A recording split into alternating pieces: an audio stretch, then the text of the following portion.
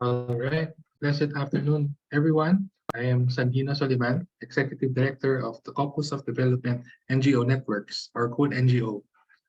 I'm really honored and blessed to welcome you all to the CODE NGO's Social Development Week 2020.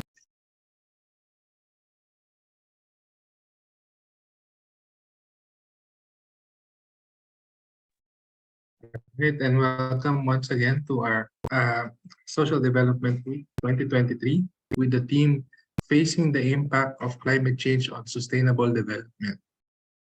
This year's event aims to highlight positive narratives, experiences through initiatives and best practices of national civil society organizations and local civil society organizations, alliances, business groups, academe, government, and youth groups on mitigating the impact of climate change affecting particularly food security, health, and economic development.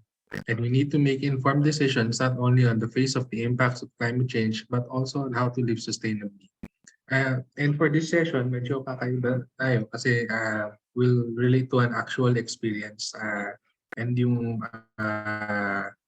kumbaga response ng community doon sa event na nangyari.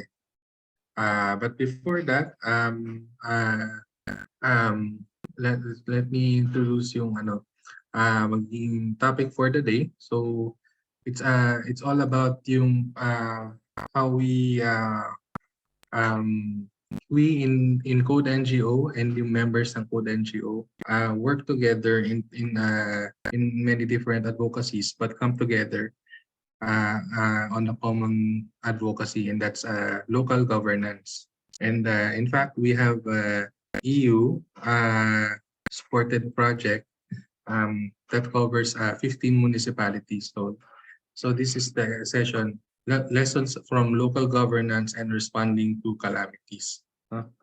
And we will be introducing our main speakers before we start. So and before we introduce yung mga naka-share dito sa screen ngayon, I'd like to call on stage yung aking yung aming project manager for the EU project, si Omar Mangona.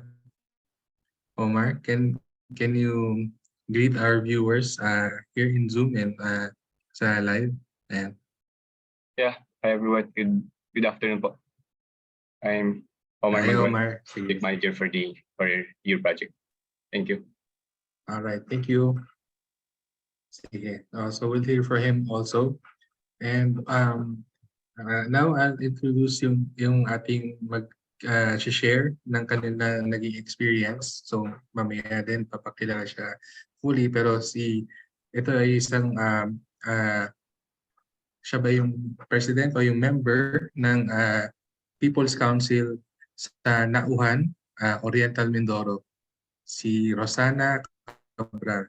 Rosana, Osang, Zoom. Hello. Naka-off pa yung camera niya. Hi, Osang. Hi ka lang. Okay, yan. Good afternoon Magandang po. hapon. Yung M3 case po yung malayang kababaihan kumakalap sa sige. kahirapan. Opo. Tapos yung pong PCN, yung ako yung president ng People's Council of Nauhan. Yes po. Ayun. Salamat po. Sige. Okay. Maririnig po natin siya mamaya. Magkwento sa kanila na nagkaroon sa Nauhan.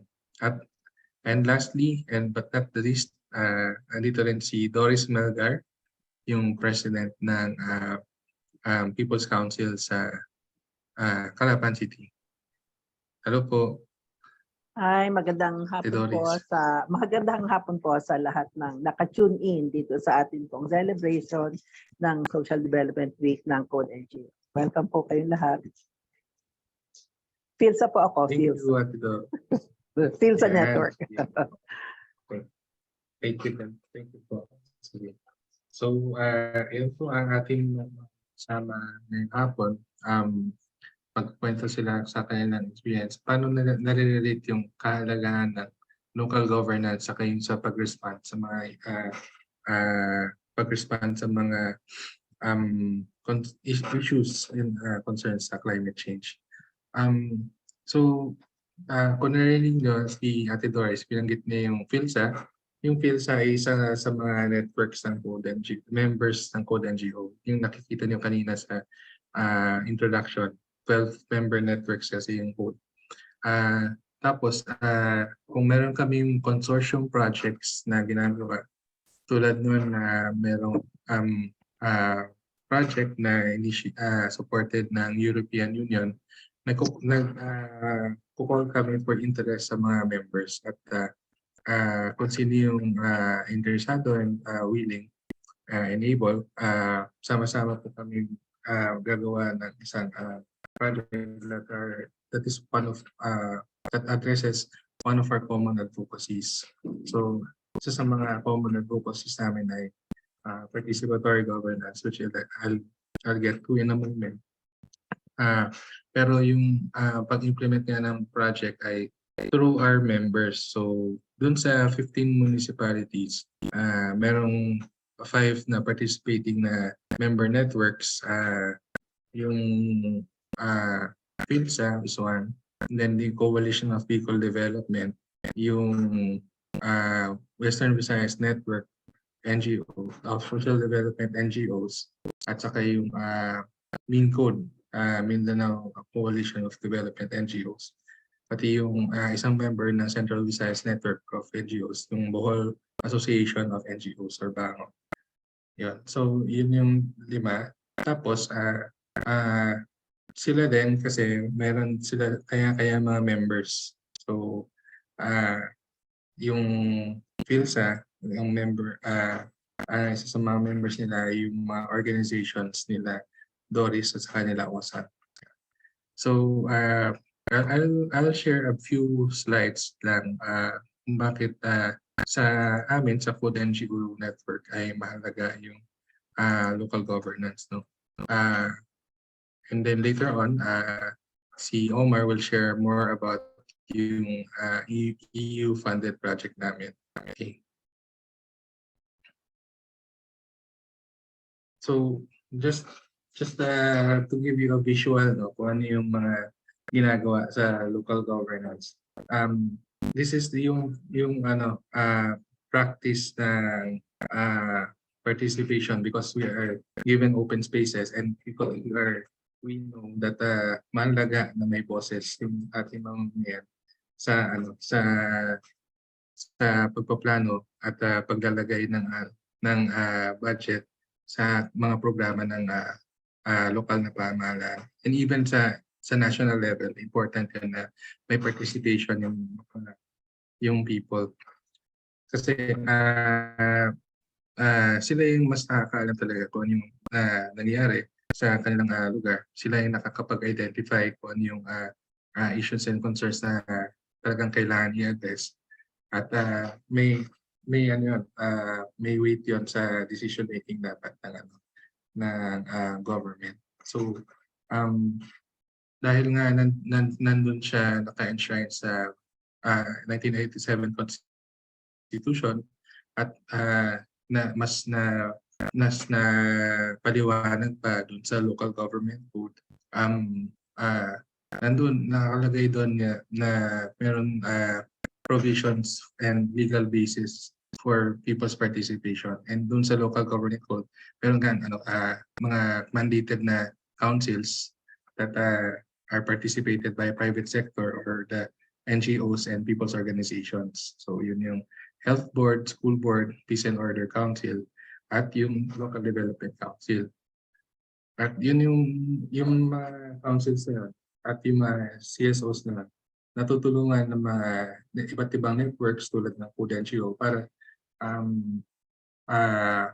nilutulungan ng mga iba't ibang networks tulad namin para mas effective yung kanilang participation doon at talagang nakakapag-sabi sila kung ano yung or na-articulate nila kung ano yung kanilang gustong makita mangyari na development sa community nila.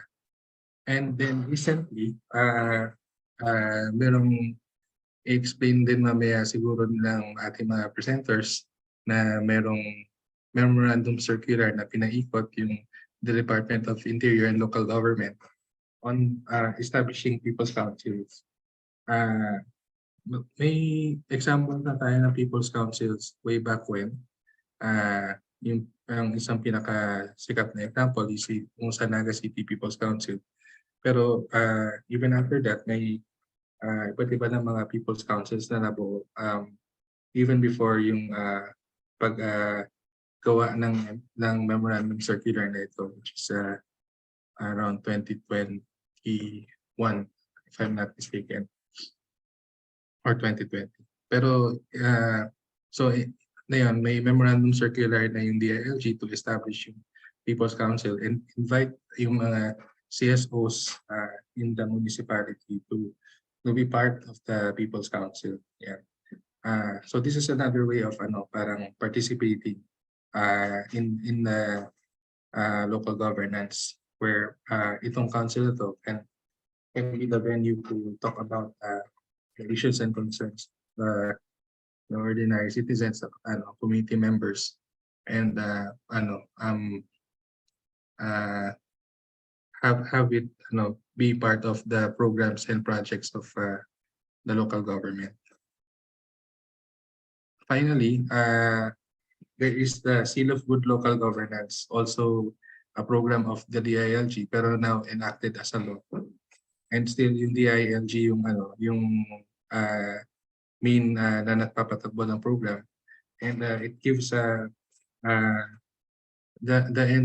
end product of the program is an incentive for the local government unit. So pagka nakakuha ang isang LGU ng seal, meron silang katumbas na monetary na award, hindi lang basta seal.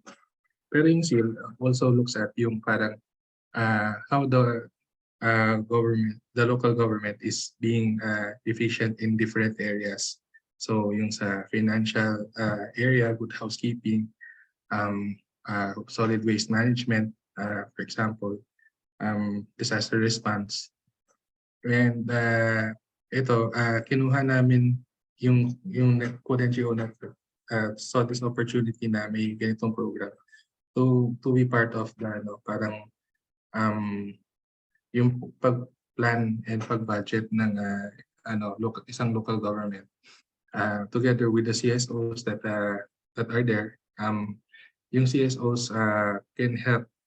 Kumbaga, we wanted to see that the CSOs are helping the local government units get the seal of good local governance. And in doing so, we co-create or influence yung mga plans and budgets ng local government units that we are present in. So yeah, we wanted to focus on the areas of social protection and health, particularly yung gender mainstreaming, at saka yung pagpapa-improve ng local development council and how people will want to respond to health. So yun po, yun yung kaya mahalaga ito sa amin sa Code NGO.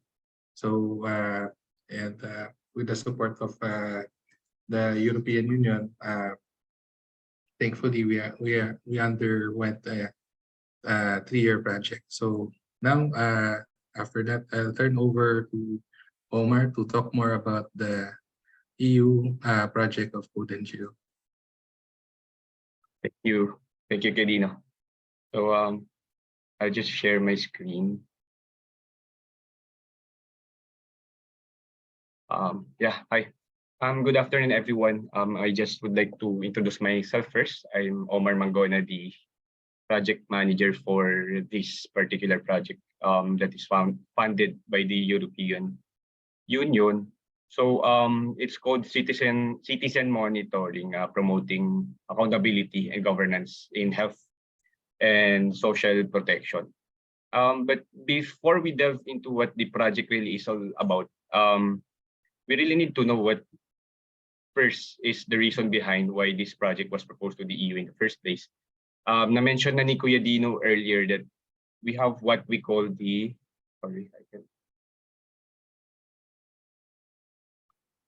we have what we call the Seal of Good Local Governance or the SGLG. So yung project is basically nakaangkla siya dito mismo sa SGLG. I will explain later the specific areas that we are focusing related to the project. So the SGLG, which is now institutionalized through Republic Act 11-292, actually has 10 areas na nakikita natin sa screen natin ngayon. If you may notice, these 10 areas are mandates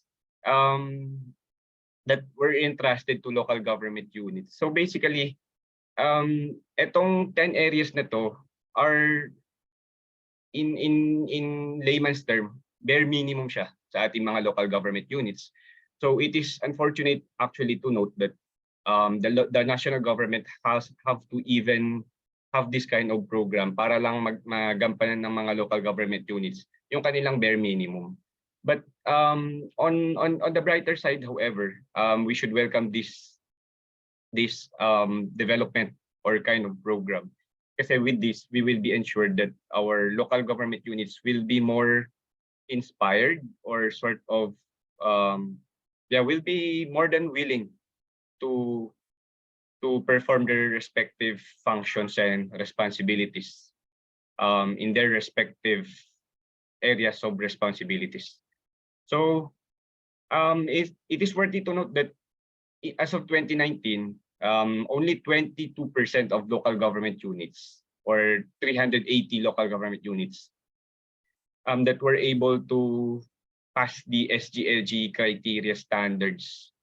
So there were several challenges identified by the Department of Interior and Local Government, which led to the poor performance, overall performance of our local government units.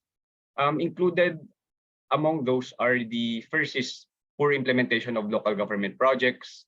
Second is lack of transparency and underutilization of funds, which include the Internal Revenue Allotment, Disaster Risk Reduction Fund, and the Gender and Development Fund.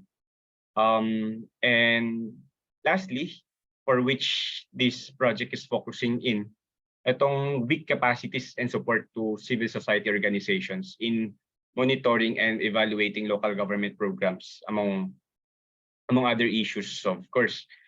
So we have here the Mandanas ruling.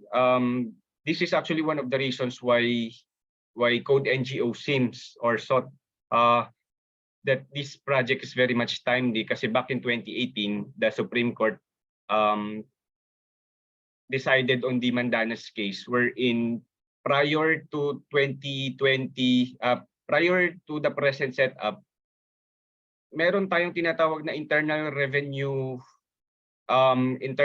allotment, kung saan ang local government units ay makakakuha ng kanilang respective shares from the national government income. And during those times, limited lang siya sa internal revenue or those income of the government collected by the Bureau of Internal Revenue. Excluded yung mga external incomes ng national government dati sa respective share ng ating local government units.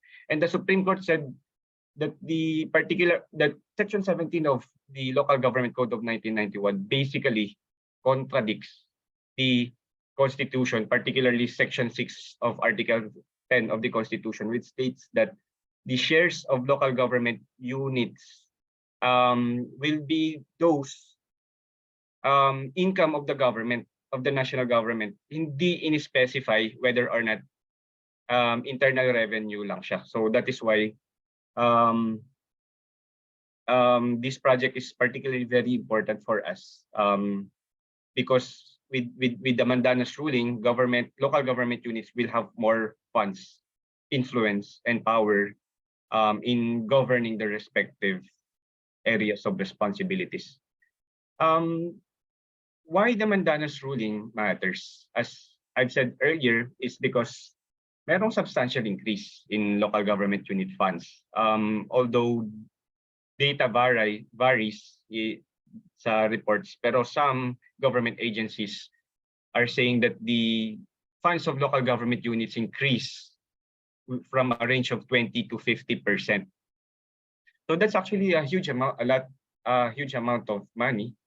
And of course, with more money, the national government, in order to ensure na sufficient pa rin yung services na marerender sa tao or sa masa, they devolved some of the key government functions, which were primarily under the responsibility of the national government before. And with that, of course, na-strengthen ang local autonomy. And it is worthy to note that with the Manduana's ruling, there is a need to safeguard public funds precisely because unlike national government expenses, mayroon tayong tinatawag na wide media coverage and of course, yung oversight ng Congress is not the same or is not even comparable to the oversight of local legislatures ng ating mga sanggunian sa ating respective na local government units, precisely because,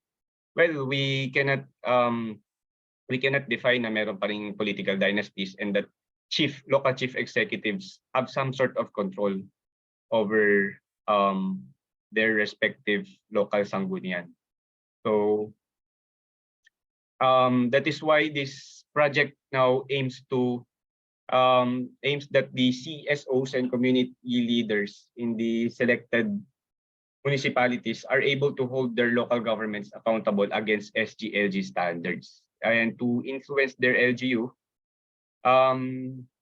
toward improved service delivery performance, focus in health and social protection. So the specific objectives are: first, CSO and basic sector groups are able to articulate and advocate priority service delivery needs to their LGUs based on the SGLG criteria focusing on the health, compliance, and responsiveness. So na-achieve ito, or the project aims to achieve this by training CSO leaders. So the target of the project is actually only 120 leaders, but we are proud to report that so far we have trained 569 CSO leaders from the 15 local government units that are beneficiaries of this project. Second is leaders from CSOs, basic sector groups, and LGUs co-create or jointly formulate local plans and budgets so LGUs can adhere to people-centered standards of good local governance as reflected in the SGLG and its indicators. So once our CSO leaders are now equipped or trained with the trainings that we have prepared, we look forward that they will play more important roles in their respective local special bodies, most especially dun sa local development councils, kung saan pinaplano ng local government units ang kanilang respective local development funds through their local annual investment plan or local annual investment plan or AIP. And then LGUs improve their service delivery performance and are on track for an SGLG award as a result of CSOs and basic sector groups advocacy, technical group support and monitoring feedback. So with the feedback from our trained or equipped CSO leaders, then we hope na ang ating local government units, ang ating target local government units will be able to come up with projects, programs, and activities that are in line with the objectives of the SGLG. So as what I've said earlier, itong mga targets na ini-improve ng SGLG are basically bare minimum ng ating local government units. We're not saying that our local government units are incapable, but we believe that with the strong participation of civil society organizations in local plannings, mas lalong maiigtingan or mas lalong mapapaganda ang planning process ng local government units.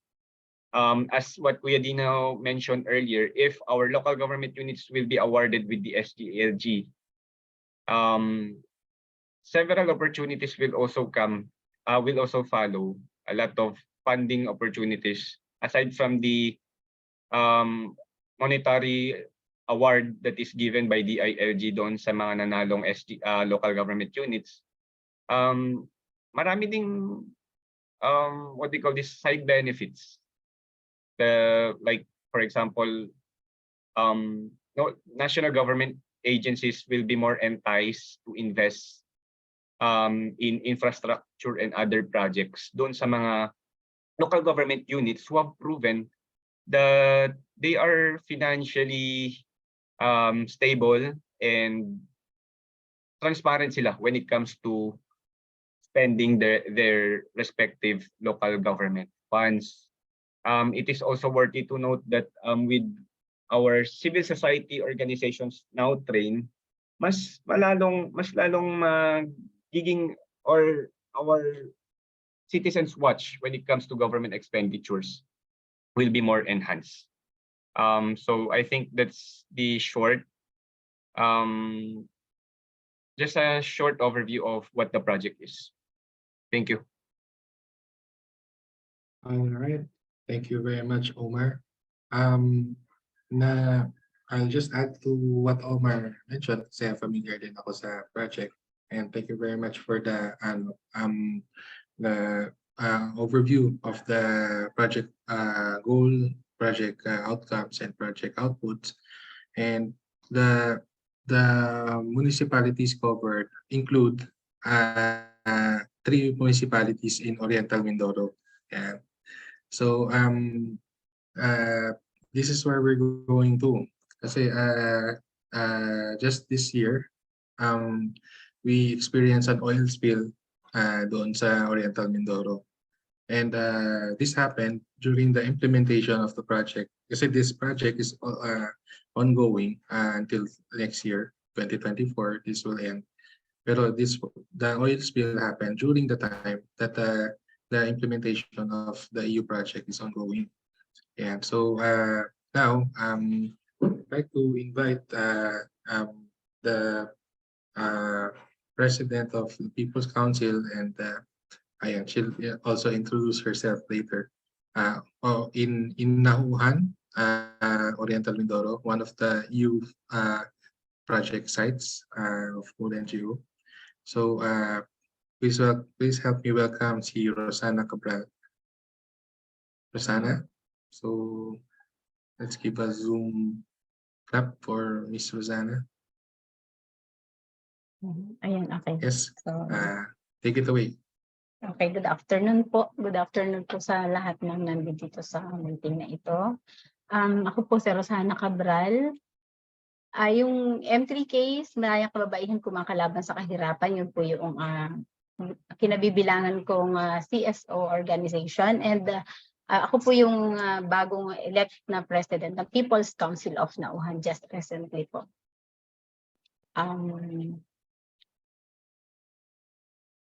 Kaugnay po doon sa ating tinatalakay na sa mga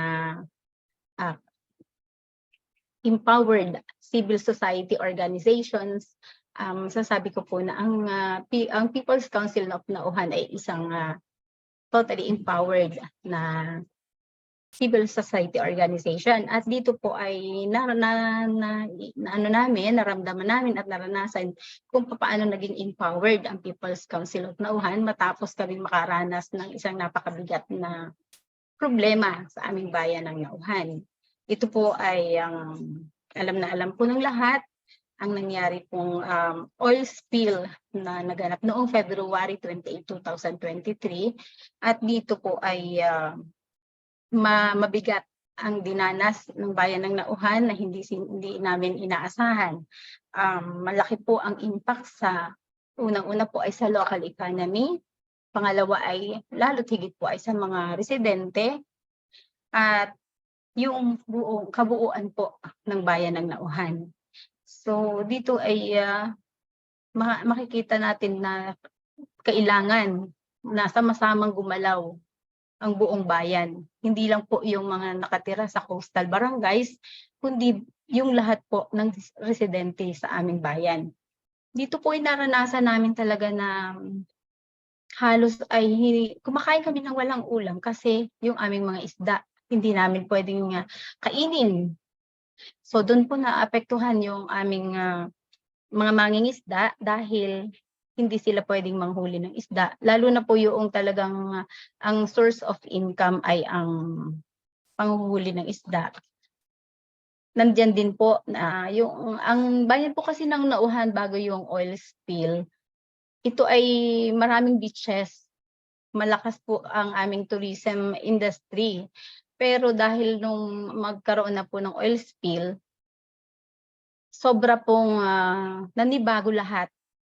Parang nagkaroon ng upside down sa community kasi parang ito yung nagiging pag gusto ng mga tao na medyo magpalamig dahil nga po mainit ang panahon, alam nila na ang Nauhan ay isa sa pinakamagandang site para puntahan. Pero dahil po dun sa oil spill, yun po ay nawala. At ang dami po ng mga empleyado na doon nagtatrabaho sa mga beaches, sa mga resort na malapit po or doon sa dagat ng Nauhan na nawalan ng trabaho. So isa po yun. Ganon din po yung mga naglalako ng isda kasi dito po sa amin ay may mga naglalako ng isda. At ang isdang inilalako or ibinibenta nila pati sa palengke ay doon kinukuha sa aming karagatan. So totally wala. Kailangan maghintay pa kami ng manggagaling sa ibang lugar na malalayo para lamang may maibenta. So sobrang, kung ma-imagine po ninyo, di ba? Sobrang bigat ng pinagdaanan ng bayan ng Nauhan. Lalo na po yung walang ibang alam na pagkukunan kundi ang pangingisda, pagtitinda ng isda o yung sa mga resorts. Ang tagal po nung effect ng oil spill na yun, na halos 1 taon. Nag-suffer po talaga ng husto ang economy ng Nauhan dahil napapaligiran po kasi kami, di ba, ng dagat.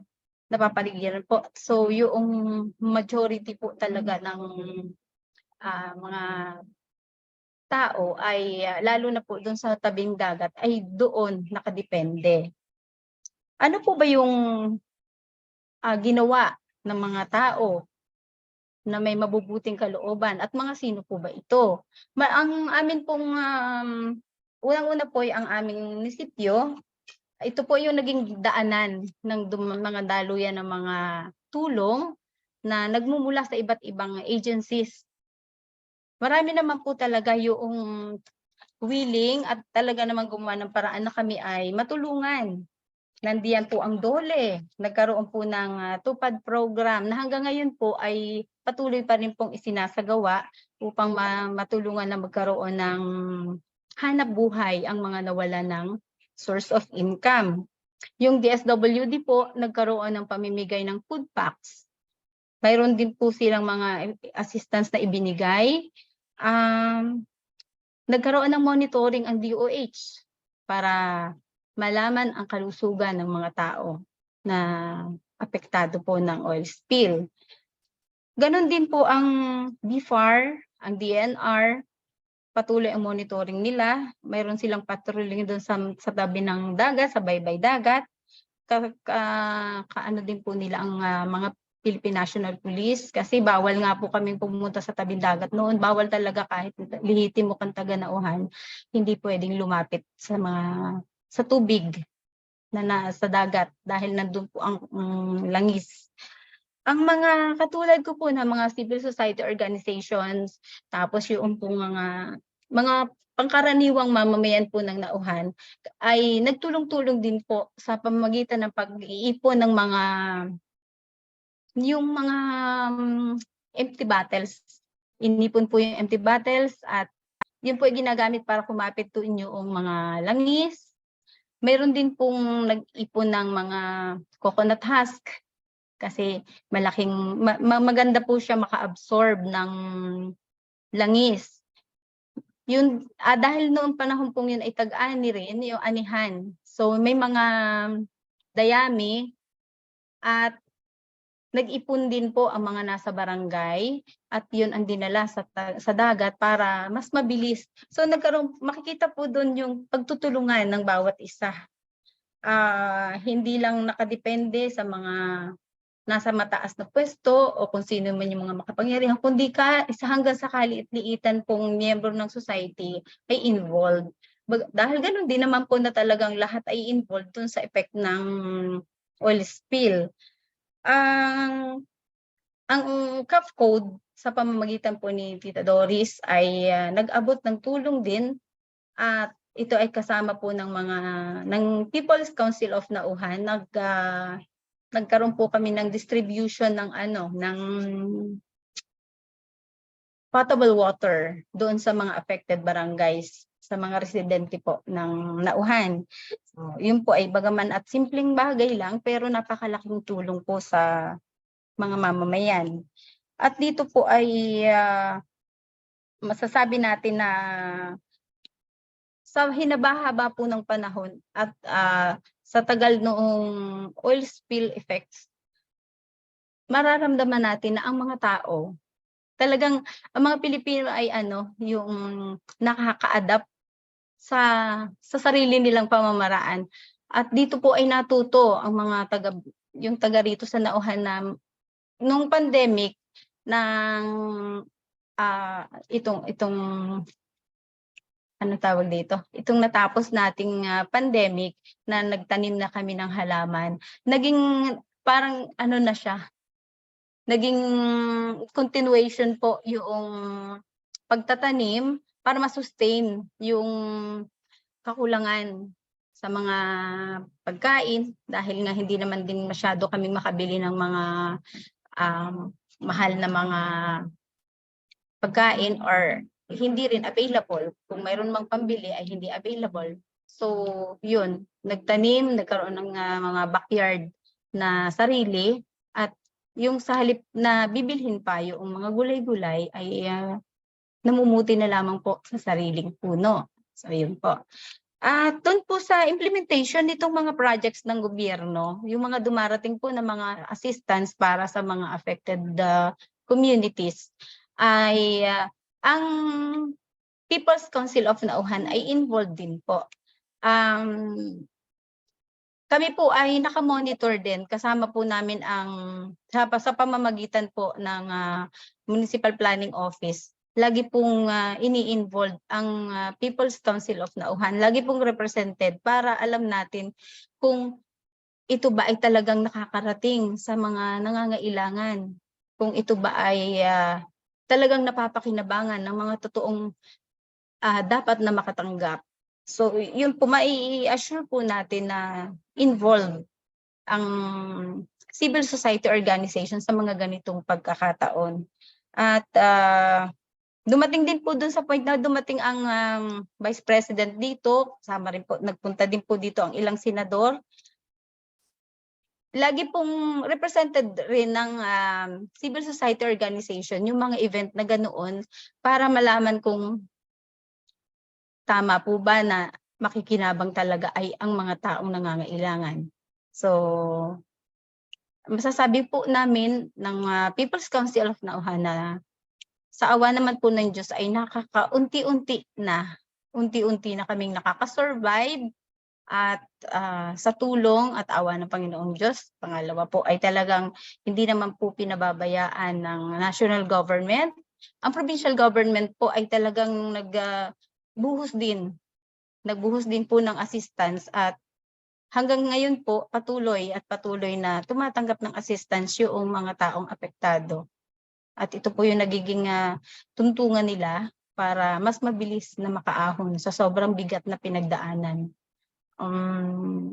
At sana patuloy po na maging pero mai-assure ko rin po yung kasi ang Nauhan, ang Municipality of Nauhan, ang municipal government, talaga pong lahat ng activities, lahat po ng mga projects, lahat po ng mga planning na ginagawa, may kalamidad man po wala, laging involved ang civil society organization. So, yun po. Alright, salamat po Ate Osang sa iyong taus-pusong pagbabahagi at tunay po na pagbabahagi po sa amin. Sige po, thank you po ulit. And mag-stay po tayo para sa Q&A. No? After nito, may isa pa pong mag-share sa atin. Nabanggit mo na siya din kanina sa sharing mo. Si Tita Doris Melgar. Siya naman po yung sa Calapan City na president ng People's Council. Pero papakilala din po niya yung kanyang organisasyon, yung CAFCODE, at saka kung ano yung sila naman, ano yung kanilang naging karanasan ng mga panahon na yun. Ate Doris, i-share ko po yung document. Okay, sige. Sige. Thank you, Okay. Dino. Magandang Alright. hapon po sa lahat. Good afternoon, everyone. Para lang po sa context, gusto ko muna pong ipakilala yung CAFCODE. Ang CAFCODE is,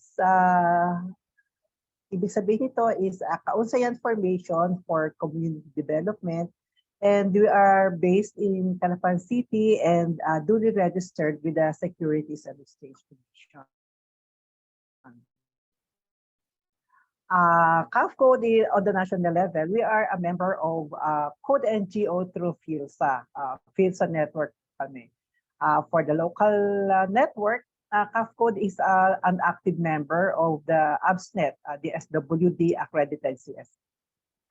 We are duly accredited by the Sangguniang Palalawigan, by the Sangguniang Lungsod. That's why we are a member of the Provincial Development Council and the City Development Council.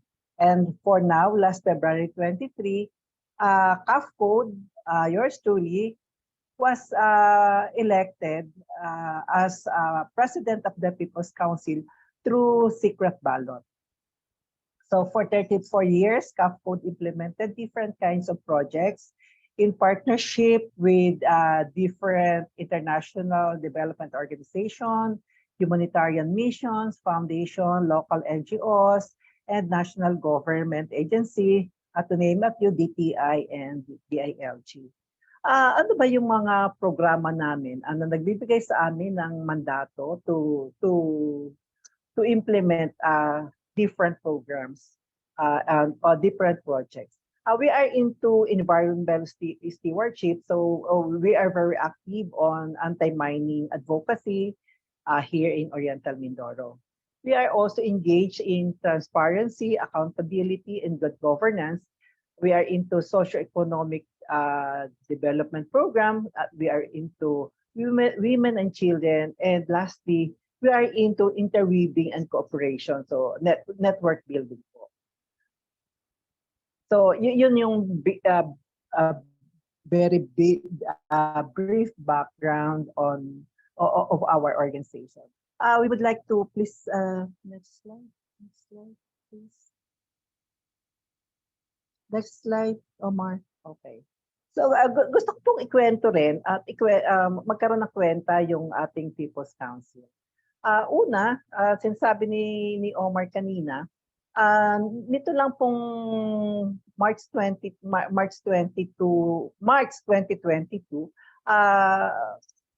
napasama yung Oriental Mindoro bilang isa sa project site ng EU.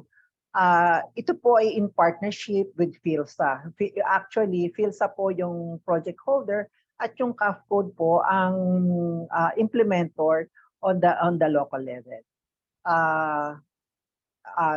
The project is about citizen monitoring of LGU performance, promoting accountability and governance in health and social protection.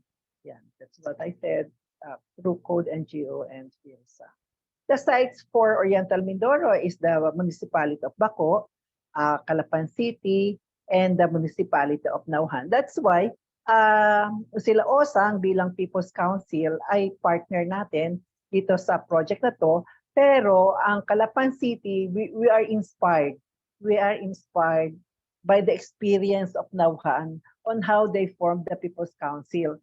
Dahil sila po ay 2015 pa, di ba, o saan kayo na nagkaroon ng People's Council? Sa kanila po kami kumuha ng karanasan. Umikot, pumunta dito sa Oriental Mindoro yung EU representative, ang CODE-NGO at ang aming network, ang PhilSA. Nag-courtesy call kami sa mayor ng Baco. At we are really working very closely with the DILG, yung MLGOO nila, para doon sa presentation ng CSO strengthening at participatory governance. Dito po ang EU representative natin at nag-present din po sila sa CSO ng ating projects.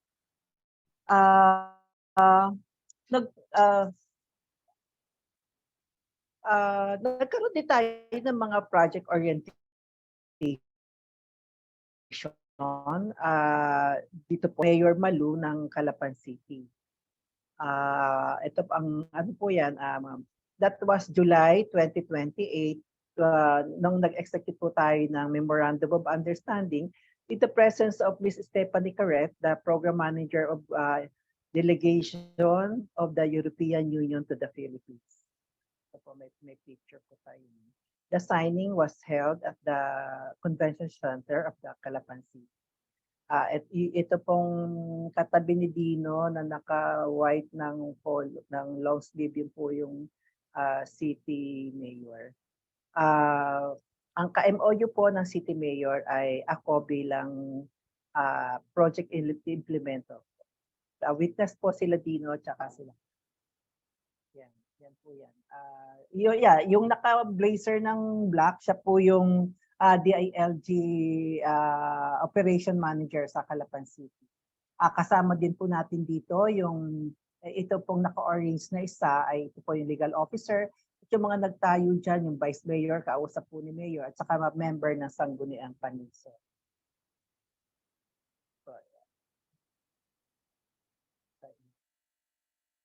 So right after the MOA signing, si Ms. Carret presented the project to the 30 CSO of Calapan City, and while the Vice Mayor Ignacio made a campaign and convinced the CSOs to apply for reaccreditation and provided forms to all CSOs present.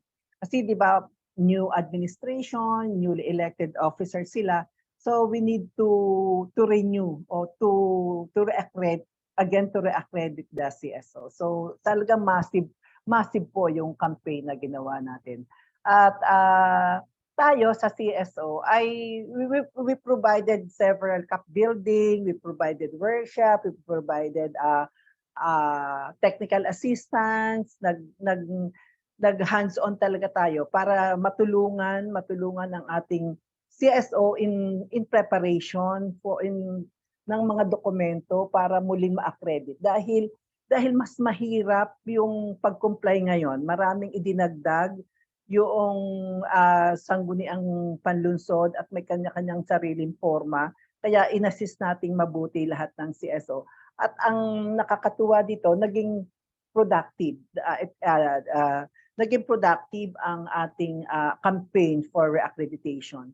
For Calapan, we were able to accredit, the Sangguniang Panlunsod were able to accredit 86 CSOs.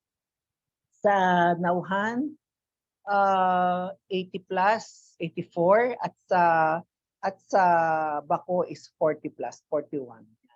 Nagkakaroon din tayo ng mga orientation on participatory governance. We crafted our advocacy agenda at we had tipong tapatan. Yung advocacy agenda natin, itinapat natin sa projects, program projects and activities of the LGU. At kitang-kita natin, sabi namin, hindi nyo kami naririnig. Wala diyan ang mga priority agenda ng mga tao. Hindi talaga makita ang nasan diyan ang CSO, nasan diyan yung mga commoners pagdating doon sa pagbabalangkas ng mga programs and projects. Kasi ang nakikita lang puro infrastructure. Doon kasi malaki ang points. Malaki ang points para sa evaluation. parang 80% yata ang ano doon, ang sukatan. So itong picture on the screen, ito ay dito si Vic at ito yung aming ito yung Sanauhan. Hindi lang doon sa participatory governance, ang ating tinatalakay dito yung seal of good local governance. Tapos yung fundamentals of monitoring and evaluation for CSOs. Para pagharap natin sa kanila, we are fully equipped na alam natin ang ating sinasabi. Hindi lang haka-haka. May mga aware tayo, alam natin na ito yung sinasabi ng batas, ito yung sinasabi ng mga circular. At ang strengthening ng mga CSO ay posible dahil meron tayong grant from the EU. Hindi naman ito solo yung mga pondo natin for CAP build for capacity development. It's not only shouldered by the EU funds. It is a counterparting. Sagot natin ang pamasahe, sagot naman ng LGU ang pagkain. Sinasagot din nila yung supplies. Hindi nangyari na sinagot natin yung the entire training. Sagot nila ang venue, sagot nila ang pagkain, sagot natin yung transportation, sagot ng city government ang food, sagot nila ang venue, sagot natin ang pagkain.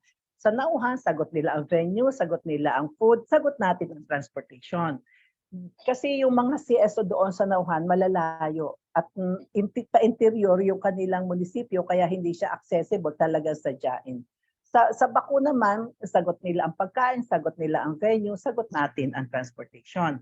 Minsan naman, sagot nila ang venue, sagot nila ang pagkain, sagot nila ang transportation. Wala tayong This is a very nice experience na sabi ko, pwede pala naman yung ganyang arrangement.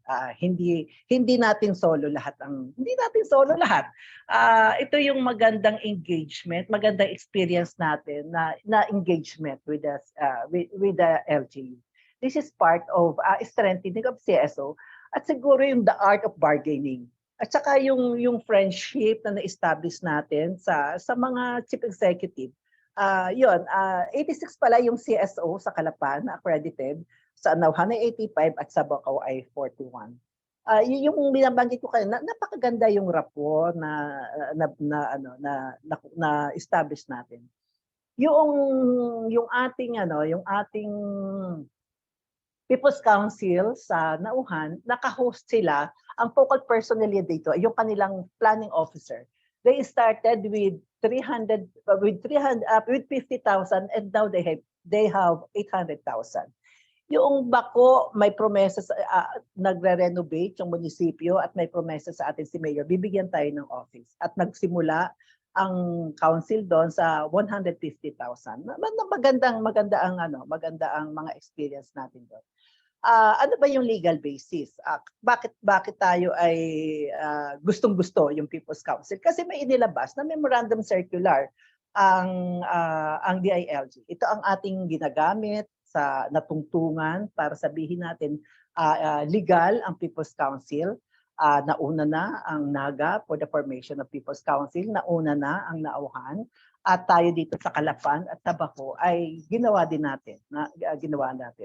Kaya through our lobbying na ipasa, kausap namin yung Committee on Cooperative, kinausap natin sila na ipasa yung People's Council na ordinansa at lagyan nila ng kaukulang pondo. Hindi kami pumayag na resolution lang. Kasi pag resolution walang pondo. Kaya sabi namin, kailangan nating ordinansa. So may ordinansa ang Bako at may ordinansa rin ang Calapan. At itong ordinansa namin ito ay pinattern namin sa ordinansa ng Nauhan dahil sila ang una nagtayo ng People's Council. So yun po, kaya nag-proceed yung election ng People's Council. So yung after nung nag-election kami sa Calapan, ang ginawa diyan, yung ating DILG, mahusay din yung DILG. Alam rin niya ang sinasabi niya. Ang kanyang puso ay nasa CSO strengthening at nasa CSO participation. Gumawa sila ng Certificate of Authorization, permado ng Vice Mayor, permado ng Mayor, na itong mga CSO na to ay qualified na maging member ng People's Council. Meron pa palang ano yun, Certificate of Authorization. So with the Certificate of Authorization, we were able to elect. We were able to elect different officers and committees. Nag-secret ballot. At ang katulong po natin sa pag-aasikaso nito for Calapan City ay yun pong Community Affairs Office. At sa ano naman, sa Baco, ang katulong natin dito ay yung CSO focal person na under Office of the Mayor, political appointment. So eto, nagkaroon ng People's Council Assembly noong March 14. It was attended by different organizations, mga 375 individuals ang umattend ng People's Council. At dito sa People's Council na to, the set of officers was presented. Hindi pa kami nag-take of office, we just accept the responsibility as elected officers of the People's Council, and we raise our hands that we, together with the Sangguniang Panglunsod and the Mayor and all the peoples present, we are willing and ready to accept the responsibilities na ibinigay sa atin bilang People's Council. And on that occasion, ayan, sa okasyon na yon, iyang nakatayong lalaki na to, this is Consejal Reyes, present niya sa body yung ordinansa ng Calapan City na ipinasa nila yung People's Council at naglaan sila ng 2 milyon. Yun yung kwenta. Naglaan ng 2 milyon para sa People's Council. So, ang saya namin, may 2 milyon na. Ang title ng ordinance ay Ordinance Establishing and Strengthening the System of Partnership between the City Government of Calapan and the people of the City of Calapan. Doon po, it was present. Doon din sa assembly na yon, dahil yung sinasabi ni Osang kanina na February 28, pumutok yung nag-capsize yung MT Princess doon sa Nauhan. Ang ground zero is Pola. Nauhan yung lumubog yung oil tanker, at ang Calapan naman ay siya ang may pinakamaraming registered na mangingisda sa buong Oriental Mindoro. Around 3,750 ang registered na mangingisda sa Oriental Mindoro. At nanawagan, nag-appeal ang aming city administrator na to work together, na pagtulong-tulungan ang paggawa ng improvised spill boom para maprotektahan ang aming pangisdaan. Kaya kami ay yung mga member namin ay nag-volunteer, katulad ng sinasabi ni Osang kanina, kami ay nanguha ng ng rice hay, anong tawag doon? Yung pinag-alisan ng palay. Ano ang tawag sa pinag-alisan ng palay? Yung rice stalk. Rice stalk, tapos yung mga empty bottles to serve as floaters. Yung PhilSA ay tinanong nung una dito February 20, February, March, hindi pa kami kumikilos. Kami muna yung nagtitingin-tingin, nag-observe po anong gagawin namin. Hindi agad kami nakalampag, hindi agad kami kumalat ang paa. Sabi namin, tingnan muna natin kung nasaan yung kulang. Kasi marami pa namang resources yung gobyerno. Tapos makita namin na sabi do sa council ay ang sabi eksakto yung yung projection ng eksakto ang projection ng UP, UP, ano, UP, UP, UP, UP Marine Science. Sabi niya, by March 16, 9.58, ang oil spill will be observed along the shoreline of Calapan City. Di ano na yan, March 14 kami nag-assembly, March 16 ay meron ng ganyang ano, pasabi. Di kalat na medyo kinakabugan na kami. Kinakabugan na kami. Kasi yung mga isda ayaw nang bilhin ng mga tao. Ayaw nang bilhin. Ay yung first barangay na kung saan nakita yung oil spill, ngayon nag-usap-usap na yung mga opisyal. Sabi natin, anong gagawin natin? Ay kami pa ay bagong-bago. February 16 lang kami na kumbaga formally elected. Tapos ang usaping nakaharap sa amin ngayon oil spill. Sabi natin anong ating gagawin? Sige, dahil yung 27 coastal barangays ang Calapan City at yung Nabotas, yung barangay Nabotas, yun yung unang kinakitaan nung mga oil spill. Sabi ng officers ay mag-fundraising tayo. Sige, anong gagawin natin kung may pera na tayo? Tayo ay mag-adapt a school feeding program. Dahil yung mga bata ay hindi na kulang. Sa totoo, kulang yung pagkain nila. Kasi fishing ban, sabi ko doon sa mga officers, yung bumubuo pala ng People's Council, hindi traditional organization. Hindi traditional organization. Ito ay Saktoda, ito ay Guardian, LIF, LGBTQ, solo parent, cooperative, ano pa ba? Women, meron kaming natap din na senior citizens group sa Manila.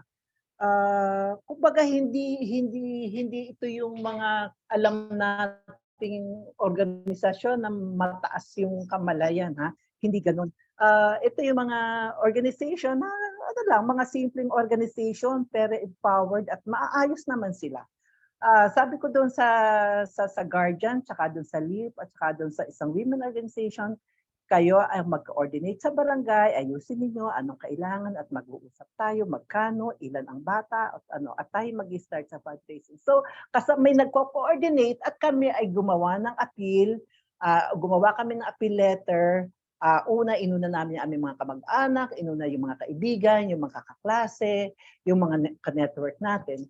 Ang PhilSA Antimano ay tumugon ang PhilSA. So we got 60,000 from PhilSA. Yung mga classmate ko ng high school, sabi na, Doris, mag-birthday ako, ibibigay ko yung aking pera para doon sa feeding program nyo. Ang magbentahe yung pagkakaroon ng GCash. Ibinigay namin yung GCash ng teacher. Tapos yung sabi namin, hindi naman kami magluluto. Hindi namin kaya magluto, pero kailangan natin yung PTA. Kailangan natin yung PTA na mag-asikaso sa pagluluto at kami ay pupunta din. Hindi kami ang mamimili, kayo din. I-GCash namin yung pera. At kami ay titingnan namin, i-monitor namin kung ano ang nangyari. So ganun ang nangyari. We started our feeding program ng April 2. Natapos siya ng May 5. At inadapt natin ay 2 school. Yung Nabotas Elementary School at saka yung Villa Antonio Elementary School. Sa Nabotas, meron tayong 64 learners at ang budget doon ay 2,750 per day. Samantalang sa Villa Antonio ay may 90 learners at ang budget doon is 4,000 a day. In total, 13 feeding days at nakapag-raise tayo ng 114,000. Hindi lang feeding ang ating naibigay.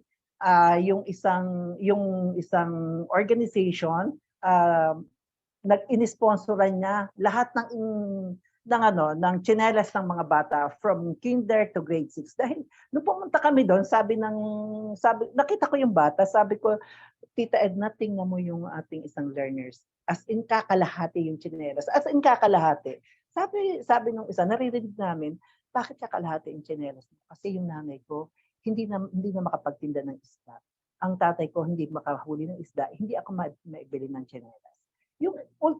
Tapos may nag-uusap pa mga bata, sabi niya, alam mo, hindi ka na maibili ng nanay mo ng pencil. Parang ang mga puso namin ay dinudurog na hindi naman nila ito kasalanan. Pero ng mga ma-learners na yan, na wala silang kabuwang-buwang, pero dahil irresponsible ang piloto ng MT Princess, ay nagkaroon ng isang malaking sakuna na nagkaroon ng dineclare na state of calamity ang buong probinsya. Pero siyempre, nagligalig ang Puerto Galera dahil ang Puerto Galera ang ang pinagkukunan ng income ay turismo. Hindi siya pumayag. Hindi ako napayag, sabi ng Puerto Galera.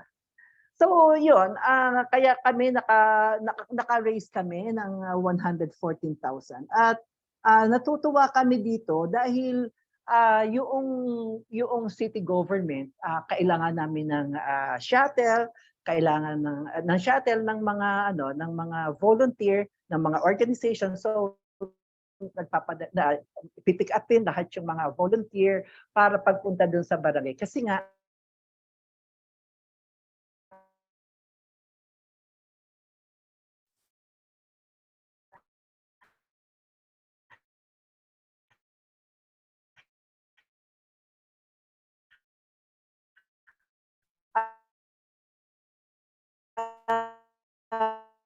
pati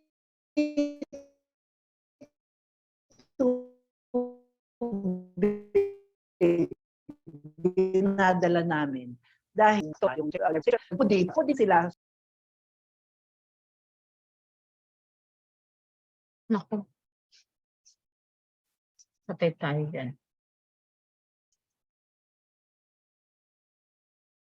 Ate Doris.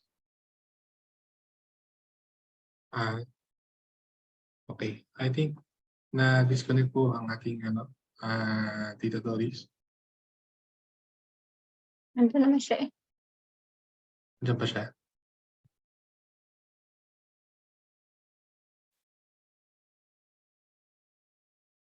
Miss Doris. Alright. Sige po. Ayan, Miss Okay, Doris. okay na ulit, okay. Yes. Natutuwa kami sa Tricycle Drivers Association kasi pag coding sumasama sila sa amin at kung hindi naman, hindi sila coding, nagpapadala rin sila ng mga representative. As what I have said, yung city government, nag-provide sila ng shuttle kasi malayo yung coastal area na yun sa Calapan City. Yun ding vice mayor, kasi minatap kaming senior citizens group sa Manila, nag-outreach din sila, nag-sponsor din sila ng isang araw at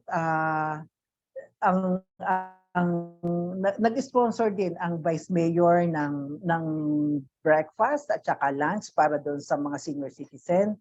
At yung mga solo parent group naman ay hindi lang sila nag-feeding kundi nagbigay din sila ng mga food packs. Napakaganda itong pag kulang kami sa volunteers, yung community affairs, sasabihin ko lang, kulang sa volunteers, kailangan natin ng mga tao para tumulong, para mag-mobilize, at kailangan natin yung solo parents sa community, kasi may pagkakataon na parang may payout ang 4Ps. At sabi ko, Madam, wala po kaming katulong dito. Sabi ko, yung guardian, yung LIP, yung solo parent, please, tulungan natin ang mga madam na mag-prepare ng food. Itong karanasan natin ito sa pagtugon sa oil spill ay napakaganda. Yung nauhan na sinasabi ni Rosana kanina, 2 barangay yon. Isang barangay Estrella at isang barangay San Jose. 408, ito din partnership din ito. 400 containers, blue containers ang ibinigay ng LGU. Tayo ang nag-provide ng laman. Tayo nag-provide ng tubig. How much is 400 pieces of blue containers? 2 barangay yon. Kaya 808 yung atin nabigyan ng tubig dito. Yung Baco, dahil hindi sila masyadong apektado, yung kanilang 10,000 was donated to Calapan. So nakadagdag yun kasama yung sa 114. Sinasabi natin kanina na hindi lang Calapan, hindi lang nauhan yung affected dito, kundi yung Pinamalayan na may partner organization din tayo, ay nagbigay din tayo doon ng bigas para sa 46 members ng organization. Kaya nga sabi ko,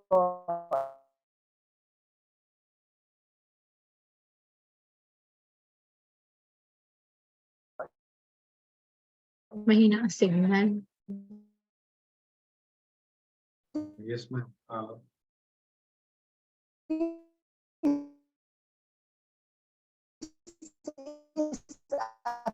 team effort. This is everybody's oras para matupad. Yun yung aming example doon sa ang concrete experience na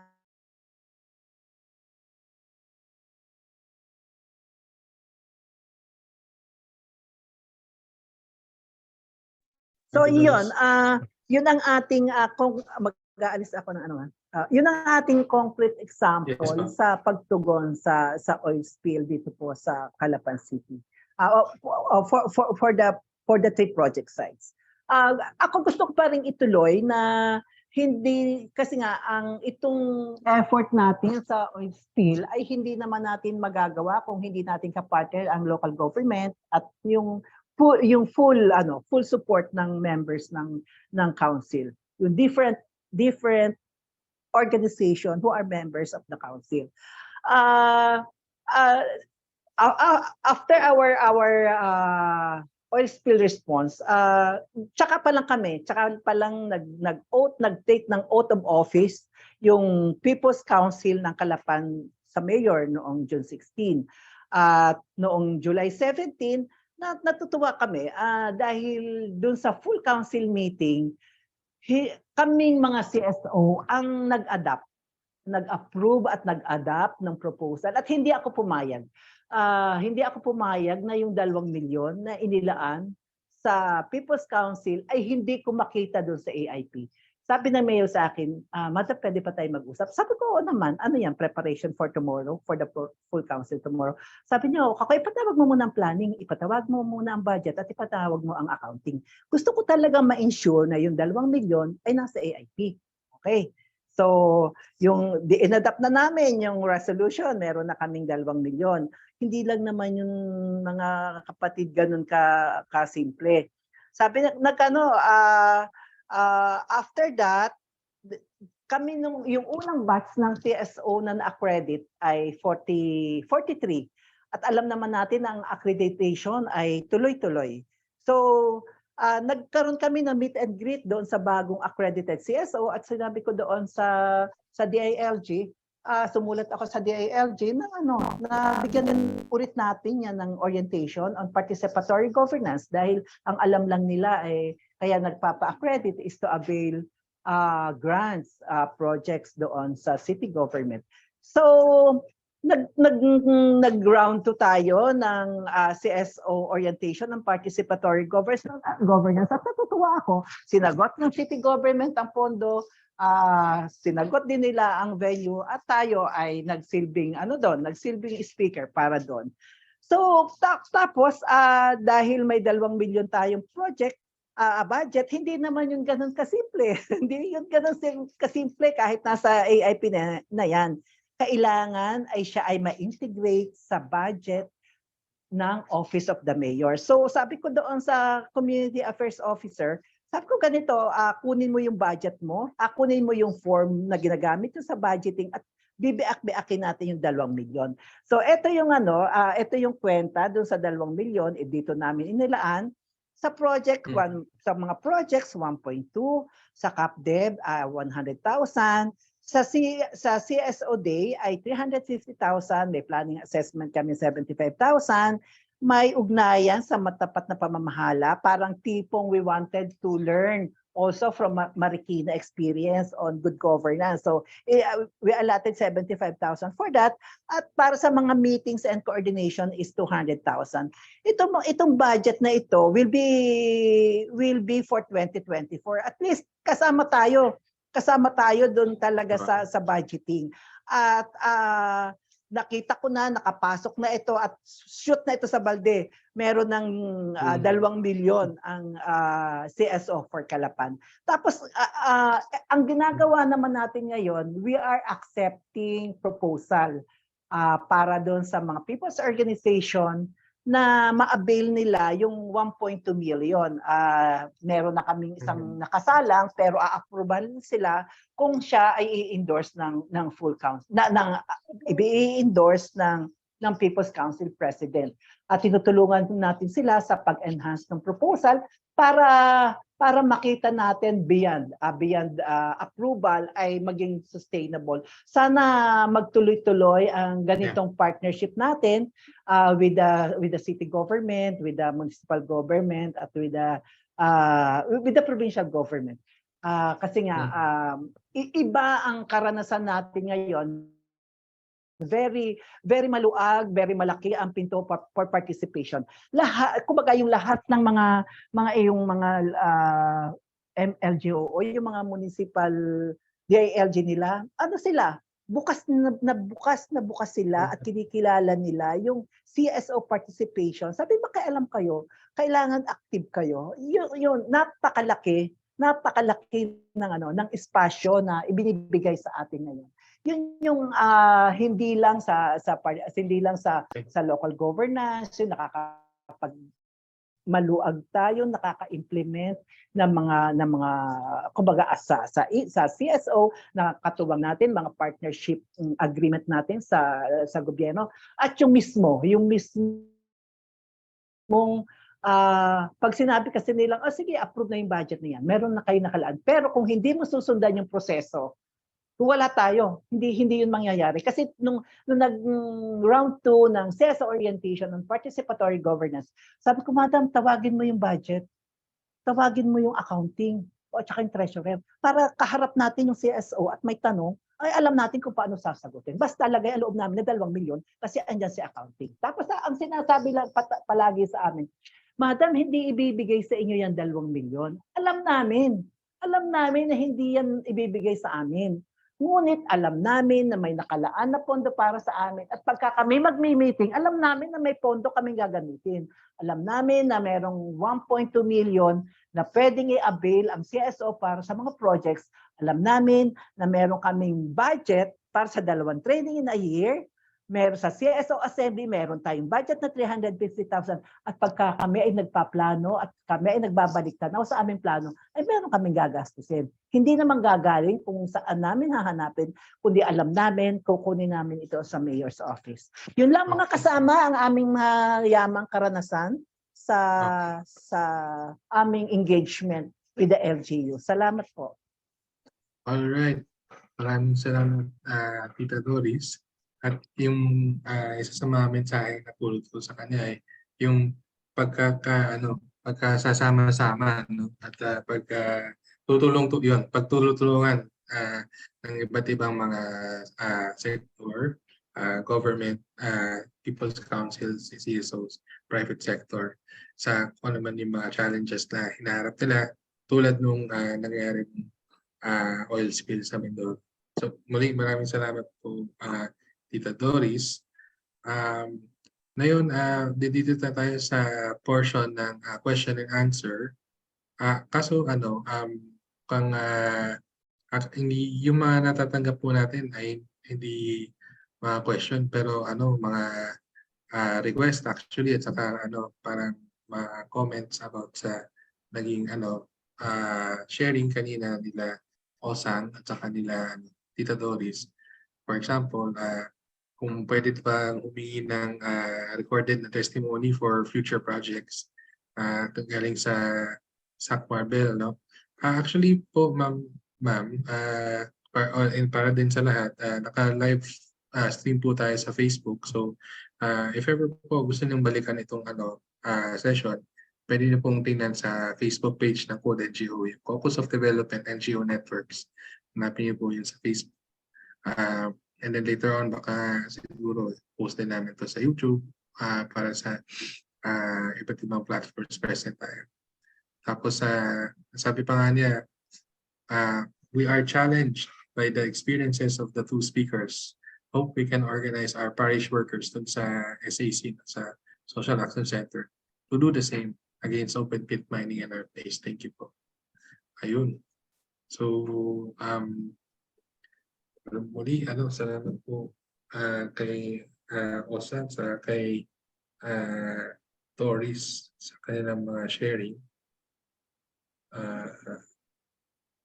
Okay, so yeah, thank you po again at nabigyan po natin sila ng isa pang Zoom clap or Zoom reaction sa kanilang mayaman po talaga na sharing. Itong lessons, itong mga na-share nito ay madadala po natin ito sa iba't ibang areas ng ating pagsisagawa ng Moodwork sa ating CSO, sa ating school, sa ating community. Okay. So, okay, may nakita ako naka-raise hand. Sige, siguro isa or dalawa pwede mag-share. Mean code feels Father Emmy. Hi. Yeah, good afternoon. Good afternoon. Hi, Father Meron Emmy. na po akong katanungan, Sir Dino. Yes po. I'm Father Amy. I'm from my best NGO is San Lorenzo Foundation in Davao City. I am also currently the member of the EXCOM committee of the Local Development Council of Davao City, the CDC, City Development Council. Ang katanungan ko lang po ay with regards to Seal of Good Governance, Seal of Good Local Governance, SGLC.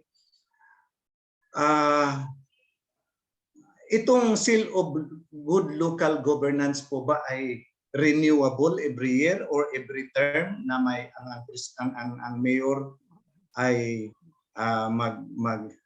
maglaho na or matapos na ang kanyang term or hindi na ma-elect uli? Kasi dahan po tayo sa words natin.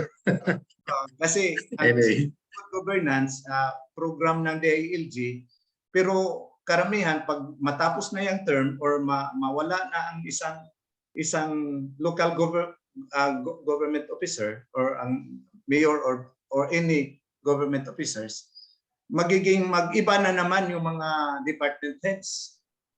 So ibig sabihin mag-iba na naman yung stand ng iba-ibang tao sa kanya-kanyang departamento, which somehow parang ang Seal of Good Governance parang mag-fade away din sa next na batch of government officials.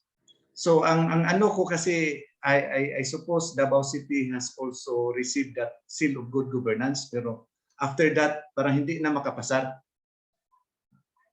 After that I do not know whose mayor was that. Okay. So ang amin ngayon, meron kaming binubuo na People's Council, pero hindi pa makaangat-angat doon sa sangguniang panglungsod dahil marami pang walang alam. Hindi naman walang alam, parang they are ignorant of the People's Council, no? Kasi bagong memorandum circular lang ng DILG.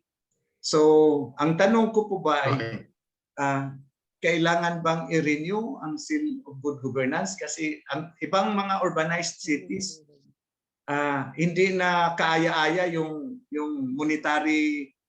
monetary price para sa Seal on Good Governance. Parang maliit lang, parang hindi na ini-aim ng mga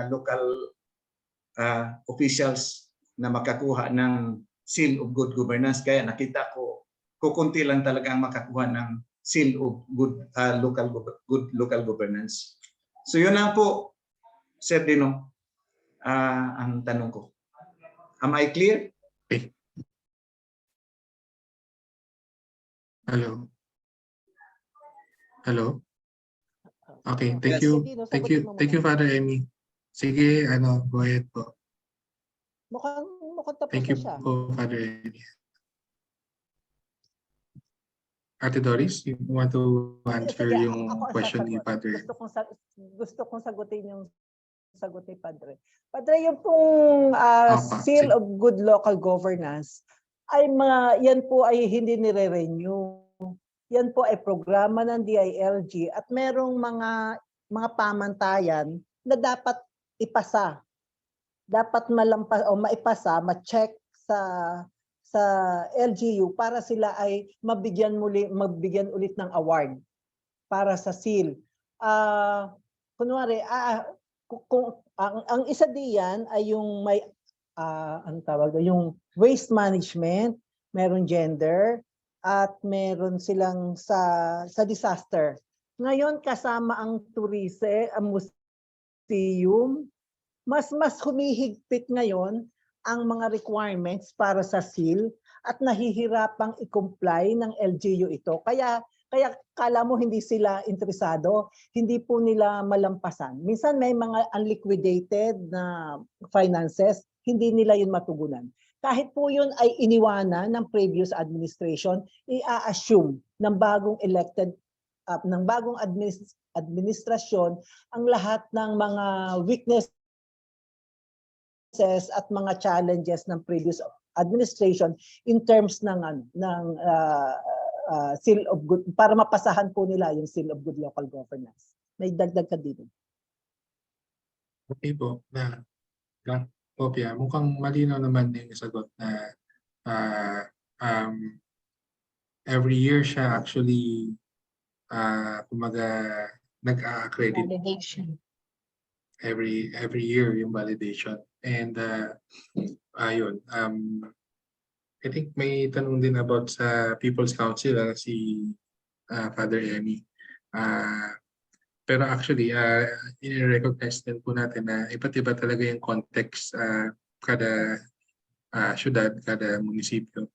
Ayun. So, I think for sa kunasan si Father Emmy ngayon ay yun nga, nabanggit na rin naman niya na hindi pa ganun kaalam siguro yung mga decision makers or policy makers para dun sa paggawa ng isang ordinansa para sa People's Council. Or yung yung DILG. Pwede rin actually dapat matulungan ng DILG sila tungkol dito pero siguro yun, meron pang kailangan gawin na hindi pa nagagawa.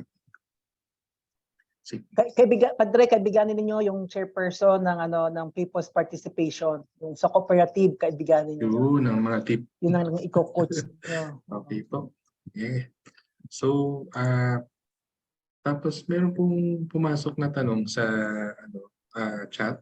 If an LGU, galing kay Ferdy Sales, if an LGU doesn't recognize CSO, can the mayor be subject of complaint before ombudsman? Siguro ito yun sa accreditation discussion. Oo. Sangguni ang pambayan or sangguni ang panglunsod ang nag-a-accredit, hindi yung mayor. Nasa legislative yun. Okay. Nasa legislative. So ibig sabihin na hindi masasubject sa complaint yung mayor. No. Task yun na legislative.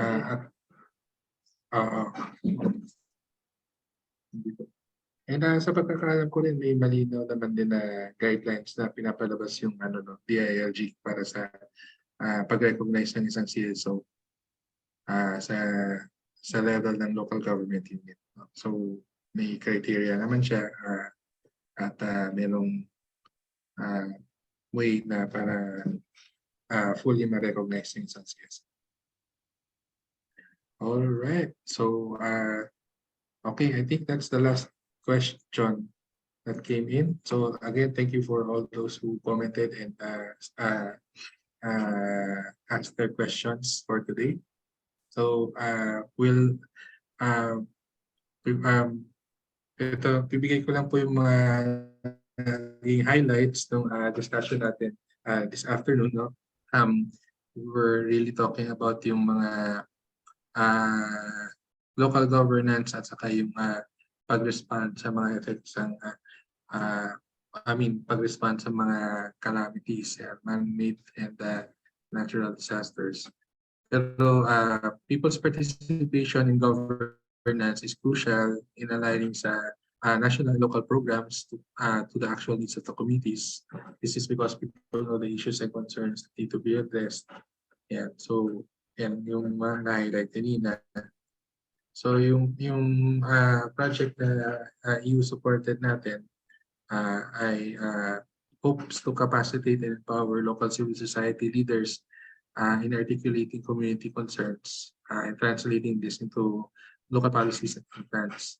Ngayon sa experiences ng people's organizations sa pag-respond sa oil spill sa Mindoro, particularly sa Nauhan, yung local civil society groups there sa Nauhan are represented in the regular programs, projects, and activities. And the recent oil spill highlighted the significance and effectiveness of yung stakeholder collaboration sa disaster response. Sa case naman ng Calaban, nakatulong yung project para mag-facilitate yung accreditation ng local government ng mga local organizations and then mag-align sa local government programs. Tapos, yun nga, narinig natin sa kwento mismo, organized pa lang a few months after, naharap na sila ng isang malaking sakuna yung oil spill. At narinig naman din natin sa kwento nila kung ano yung effects na naging effects sa oil spill. Nakulaan sila pagkain, kita, at parang meron ng sense ng ng helplessness kasi nga hindi na kung saan sila kukuha ng pagkain or nakita at that time. And ang message nga na kuha natin this afternoon ay magandang nagkikipagtulungan nga sa mga iba't ibang groups na nandun para sa gayon ay maihahon yung mga nahihirapan. Okay, so with that, we'd like to present yung certificates. Nandito tayong present na certificates para sa mga speakers natin. Yes. So,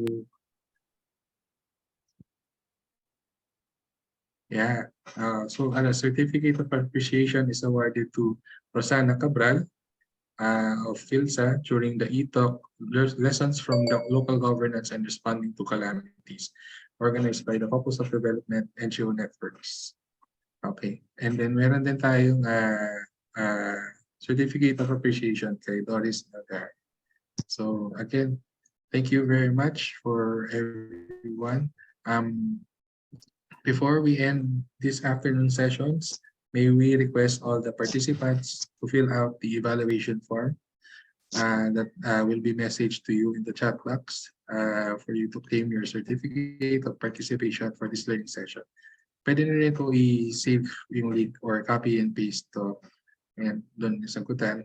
This will also be emailed to you.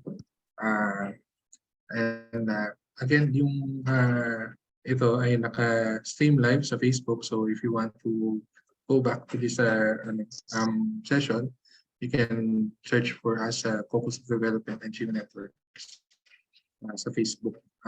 Tapos,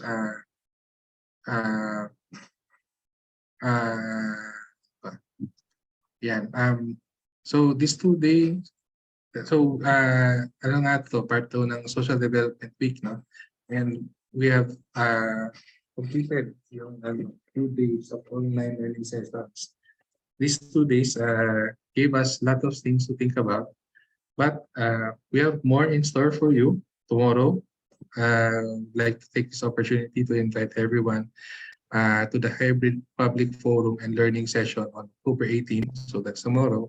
there will be a series of presentations from a panel of experts from various sectors in the morning, and in the afternoon, there will be simultaneous learning sessions that will cover topics viewed in a deeper perspective. So, isi-share din yung link doon sa chat box. So, just register with the link provided, and we look forward to everyone's participation. This was indeed a productive and insightful session. Thank you again to our sharers kanina. May these sessions force be with you in keeping yourself and people around you informed about the impacts of climate change, and this proves how essential our role in fighting for and protecting the planet will be. So thank you again. Before we end, sa mga nandito pa sa Zoom, can we have a quick group photo? Para meron tayong remembrance sa session natin this afternoon. So we invite everyone to open your cameras. And may cue tayo ni Sheena.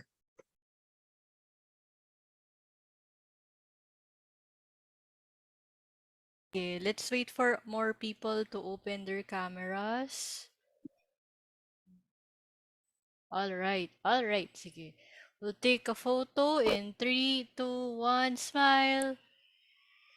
Okay, thanks guys. All right. Thank you again. And take care always. Thank you po. Salamat po ng marami.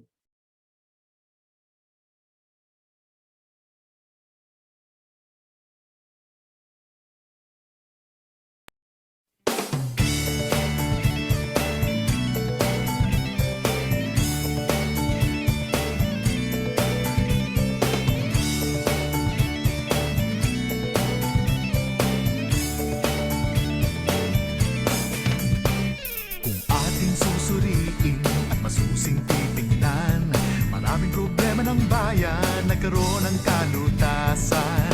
Maraming hinaing na bigyang katugunan dahil may nagkusang makialam sa pag-unlad ng bayan.